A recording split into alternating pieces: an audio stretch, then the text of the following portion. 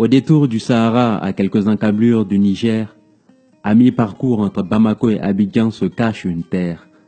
Son histoire est riche, parfois triste, mais le plus souvent gaie. Je t'en peins une vague silhouette, je t'en fais le portrait. Dans la carte, elle s'insère sur le Ghana, le Togo et le Bénin. Un peu de géographie, je me souviens quand j'étais gamin. Une soixantaine d'ethnies dans la paix jour et nuit se côtoient, dans ce havre qui a vu naître Thomas Sankara. Tu seras accueilli par un peu de poussière, mais beaucoup de chaleur humaine. La chaleur du benga, des poulets bicyclettes et des poignées de main. Il faudra dire Neyibeogo au fils de Wedraogo, ou encore Anisogoma si tu passes par Bobo. Si tu es amateur de porc au four, bienvenue au paradis. On en consomme comme le tchèp au Sénégal du lundi au samedi, avec la bonne bière qui va avec, jamais une sans deux, c'est la règle. Simple prétexte de soulage et la nostalgie de la fête de la bière.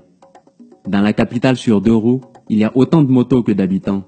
Pas besoin d'attendre le bus, le temps c'est de l'argent. Il n'y a pas de car rapide, encore moins de Zémidjan. Chez nous on roule tous en personnel, à partir de 10 ans.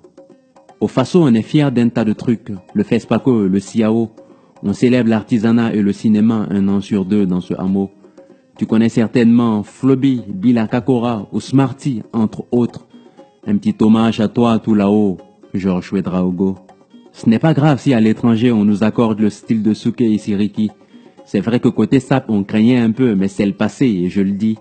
Une petite dédicace à nos chers étalons qui nos cœurs inondent, de stress mais aussi de fierté, à quand notre Coupe du Monde.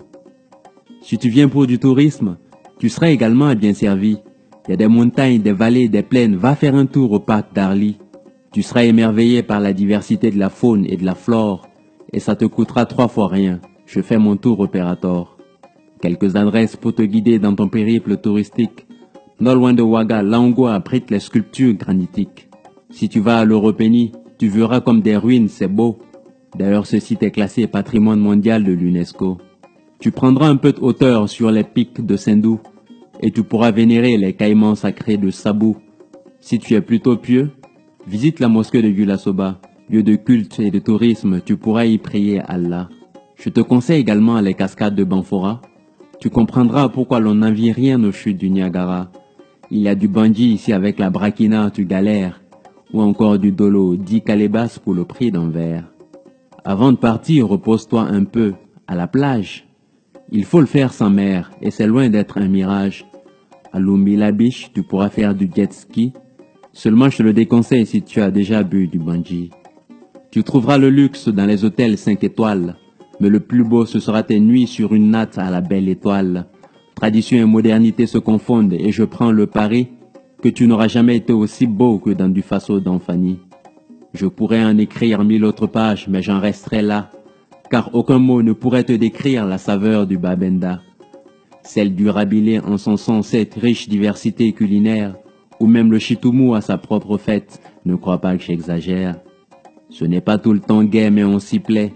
Même quand le politique ment et que la chronique défraie, peuple brave et fort, humble que trahit mon narcissisme révolutionnaire, tu l'adopteras au coup sûr quand ton pied foulera cette terre.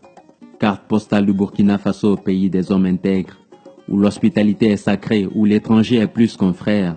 Si tu passes par là, arrête-toi, tu en auras pour ton geste, dans ce petit bout du monde, dans ce paradis d'Afrique de l'Ouest.